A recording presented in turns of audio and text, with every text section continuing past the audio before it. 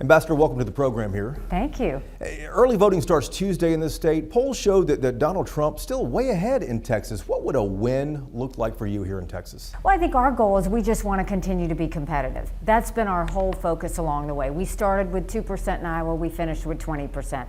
We got 43% of the vote in New Hampshire. We're trying to pull it in South Carolina and keep on going. This is about the fact that we can't have a country in disarray and a world on fire and go through 4 more years of chaos. We won't survive it.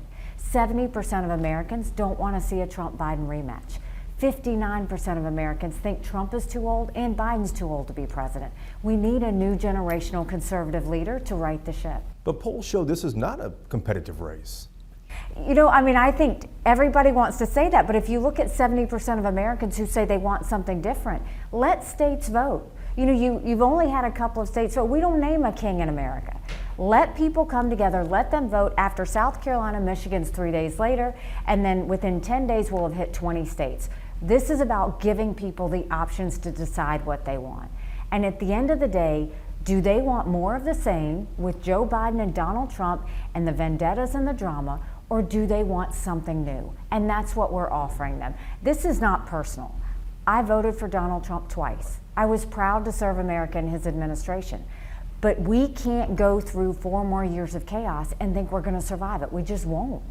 I want to ask you about that in a moment, but you're still raising money, you're still producing ads, you're naming leadership teams in Minnesota and California, but polls show that you're behind in every state that's coming up. Explain where you see a path to victory, because the early states are out of the way, a lot more states are lined up here. Where do you see that path? If you want to look at a poll and you want to talk about the poll, let's talk about the general election polls, because Donald Trump doesn't defeat Biden in any of them. He's down by 5, he's down by 7. On his best day, it's margin of error. I defeat Biden by up to 17 points. You win by that kind of margin. That's bigger than governorships. That's House, Senate, that's everything. But that's a mandate going into D.C. to stop the wasteful spending and get our economy back on track. That's a mandate to get our kids reading again and go back to the basics in education. That's a mandate to secure our borders, no more excuses. That's a mandate for law and order in our cities, and that's a mandate for a strong America where we prevent wars that we can all be proud of. That's what I'm focusing on. If Donald Trump is our nominee, we lose. There will be a female president of the United States. It will either be me or it will be Kamala Harris. This is about the fact we can't change what's happening in our country if we don't win. And Donald Trump can't win. Texas is obviously the largest Republican state. How important is Texas to your campaign? I mean, Texas is not only important, it's a little bit personal. I always used to refer to South Carolina as mini Texas, because South Carolinians, we think alike, we act alike, we love our freedoms, we want government to stay out of the way. And so whenever I come to Texas, it feels like a bigger home to me. And so, you know, it's not just wanting to win a state. I love the people of Texas like I love the people of South Carolina. I feel a fondness for them. And so, you know, that's why we were able to have 1,300 people last night at our event here. You know, we're going to go to San Antonio. We're going to have a big event there. We want to touch as many hands as we can while we go through this race. You used the word chaos to describe Donald Trump, and you said, you know, he brings chaos wherever he goes. Last night at the rally in Dallas, you said everything he touches, we lose, we as the Republican Party. Why are so many Republican voters, though, still drawn to him, do you think?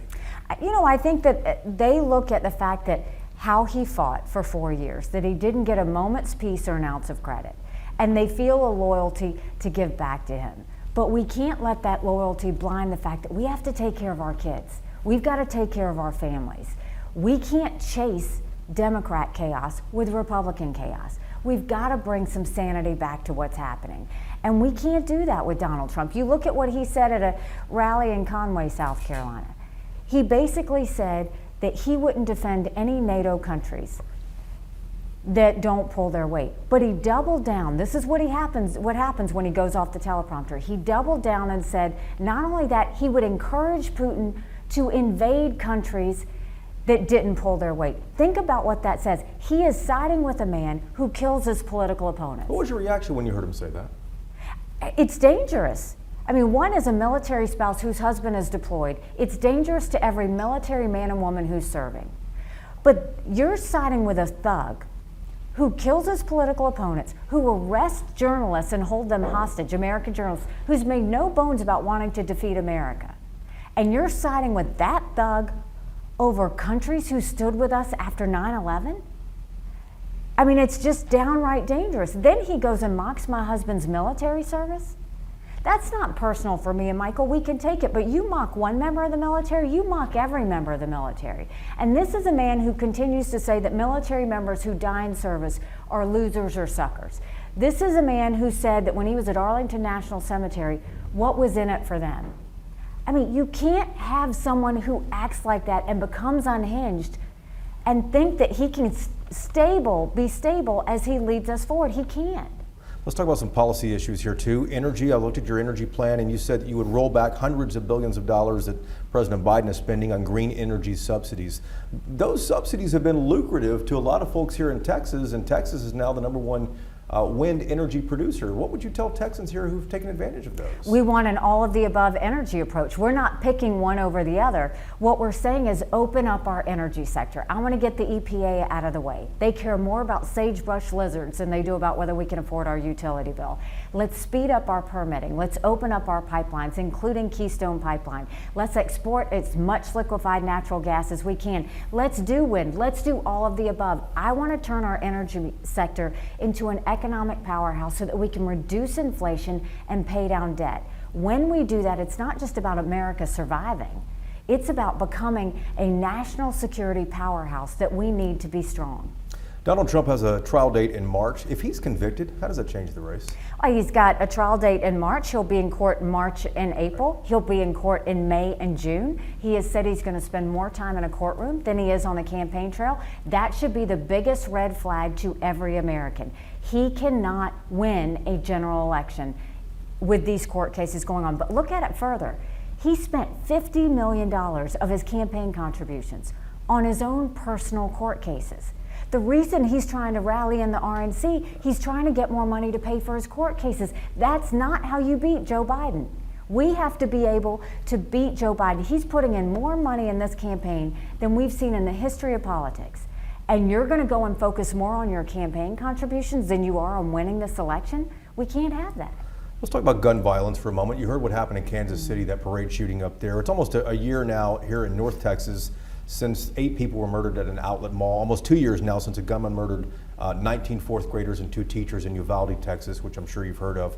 What do you say to a family of one of those victims, though, that hasn't seen any gun laws change since then? No reaction from lawmakers. You know, I have a mom heart in that my daughter works at a children's hospital. I worry about her. My son-in-law is an elementary school teacher. I worry about him. My son is a senior in college. I worry about that. I wake up in the morning thinking about it. I go to bed thinking about it. But if we want to fix this, let's do the hard work. Let's go to the root cause. We have got to deal with the cancer that is mental health. We've got to focus on 1 in 3 people suffer from a mental health issue. But if treated, they can live a perfectly normal life. 80% of our mass shootings have been from someone who was going through a mental health crisis. Yet we don't have enough mental health therapists, we don't have enough mental health treatment centers, and if you happen to be lucky enough to get one of those, insurance doesn't cover it. Let's do that and start to defund sanctuary cities. Stop what's happening on the border from the illegal activity that's happening. Let's get law and order back on our streets. We can fix this issue. But I could go and take away one kind of gun today, and there'd be another shooting next week. Let's do the hard work and do what it takes to really put an end to this for good. What about red flag laws, raising the minimum age to buy an assault-style rifle from 18 to 21? Where are you on those issues? I think if you're able to fight in a war, you should be able to purchase a gun. But I think you should do what we did in South Carolina. What we did in South Carolina was we had any of the court cases where someone was found to be mentally unable to, they had to be committed, right. Mentally committed. They were not able to buy a gun. But we didn't attach that to say that we were going to do this with guns. We just made sure we got the rosters of anybody who was committed that they would not be able to buy a gun. That's the first step you do. But keep in mind, you never want to go and have the rights of people to protect themselves and their families because you've got people on the streets committing illegal acts. We want to do this the right way. So let's make sure those that are committed never have the ability to get a gun. Let's make sure the federal government follows the law. We had a terrible church shooting in Charleston. The killer never should have gotten a gun. The reason he got it is because the feds didn't come back with an answer on his limitations within the 72 hours. So they went ahead and gave him a gun. Let's fix those laws. Last question for you here, too. I want to ask about an abortion case in Texas that made national news. It's a woman named Kate Cox. 20 weeks, she discovered her fetus had a lethal abnormality. It's almost always fatal at birth. She had to leave Texas to get an abortion because of the state's strict laws. If the decision was in your hands, how would you decide her case? I mean, how would you decide these cases that are so touchy? I hurt for her at the thought of that. I had trouble having both of my children, so I absolutely hurt for her. You know, a wrong was made right when we took it from unelected justices and put it in the hands of the people. I think that's where this issue should be. It's personal to every woman and every man, and it needs to be treated with respect. I think that Texas now needs to look at that law and say, what can we do to make sure that never happens to another woman? When you do these laws, it's more than just about being pro-life or pro-choice. It's about humanizing these issues, not demonizing these issues.